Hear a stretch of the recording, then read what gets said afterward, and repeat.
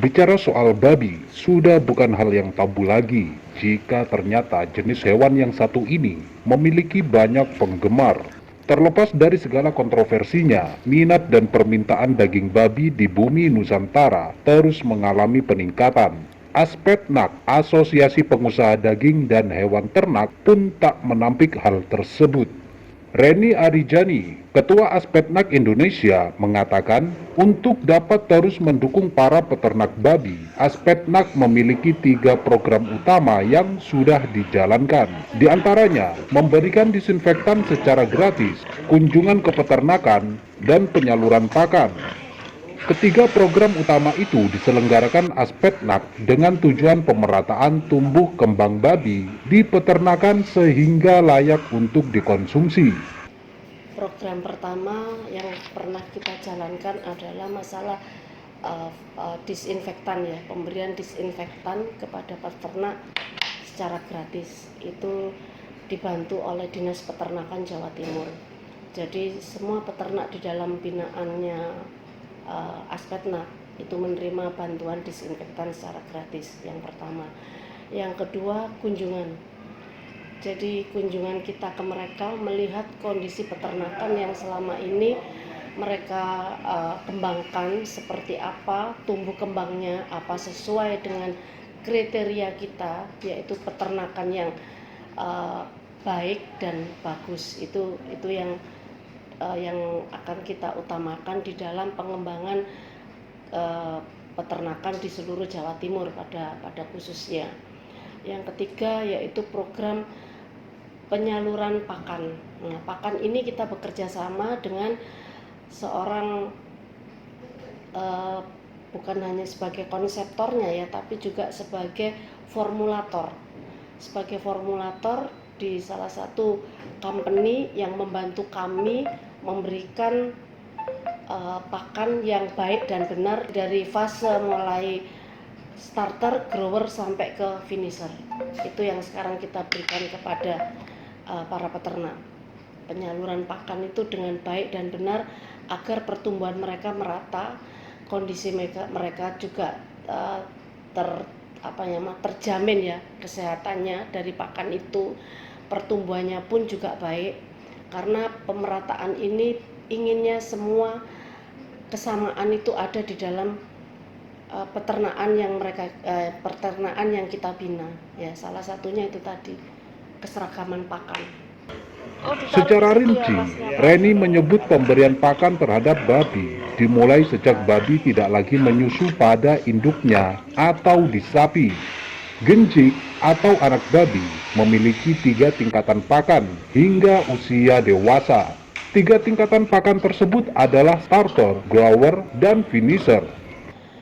Jadi yang kita berikan untuk starter yaitu setelah kondisi anakan itu sapi, dia sudah mulai mengkonsumsi sedikit demi sedikit yang namanya makanan starter ini tadi. Nah, di usia tertentu dengan bobot tertentu sudah menuju ke arah grower. Nah, itu setelah di atas 2 bulan ya, menuju ke grower. Sampai nanti setelah lepas dari grower menuju starter dengan bobot sekitar 70 ke atas sampai 100 kilo, mereka harus memberi pakan finisher.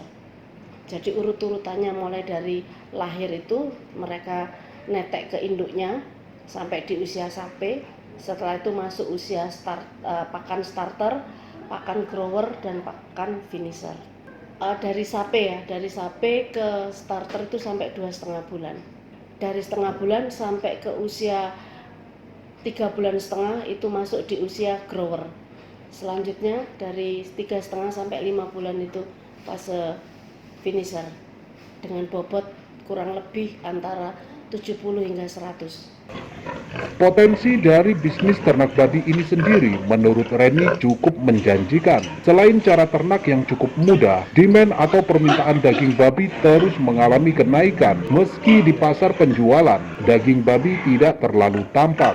Peternakan babi dapat menjadi sumber pendapatan yang stabil bagi peternak. Daging babi dan produk turunannya seperti sosis, bacon, dan ham memiliki permintaan yang terus meningkat di pasar lokal maupun internasional. mengenai potensi bisnisnya cukup tinggi ya. Karena apa? Pemeliharaan B2 ini tidak serumit atau tidak sesulit peternakan yang lain. Karena dalam hal memberikan pakan terus kandang itu tidak terlalu complicated, Mas. Sederhana, ada koloni, ada pakai baterai, ya toh. Nah, itu yang memudahkan untuk pemeliharaan, kebersihannya tidak terlalu rumit, hanya dimandikan, dibersihkan kandangnya, diberikan disinfektan, diberikan warnet ya, supaya tidak ada serangga, nyamuk, lalat, kecoa itu masuk. Jadi sederhana sekali kalau menurut saya. Dan potensi bisnis ini kenapa dibilang cukup tinggi, karena memang konsumen itu untuk mengkonsumsi cukup bagus. Walaupun mungkin dari segi pasar tidak terlalu tampak ya, tapi demandnya tuh menaik, kondisinya naik terus gitu. Terutama untuk produk turunan ya, itu demandnya juga cukup tinggi, baik di pasar domestik maupun pasar internasional. Nah, untuk menghasilkan kualitas daging babi yang bagus, Reni berbagi tips untuk para peternak babi. Menurutnya, hal yang paling utama dalam berternak babi cukup memperhatikan 3 hal penting, yakni kesehatan, pemberian pakan yang baik, dan memperhatikan bobot babi. Yang satu dari sisi kesehatan dulu, Mas. Sisi kesehatan itu dijaga kesehatannya, jangan sampai kena wabah ya, atau kena PMK, ASF ya, benar-benar kondisinya baik dan sehat. Tidak cukup sehat tapi juga baik, karena kadang-kadang sehat aja belum tentu ideal secara bobot ya toh. Nah, ini ada beberapa kriteria yang memang dibilang bagus itu ya, salah satunya bentuknya, terus lemaknya tidak terlalu tebal.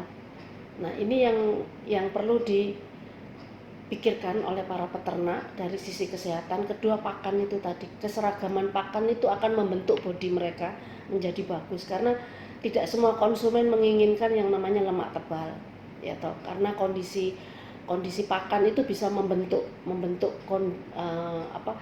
pakan itu bisa membentuk kondisi daripada fisik maupun ketahanan ternak itu. Sejauh ini, sudah puluhan peternak yang bergabung dengan Aspetnak Indonesia dan merasakan manfaat dari hasil ternak babi. Dari Surabaya, Tim Liputan Potret Kota.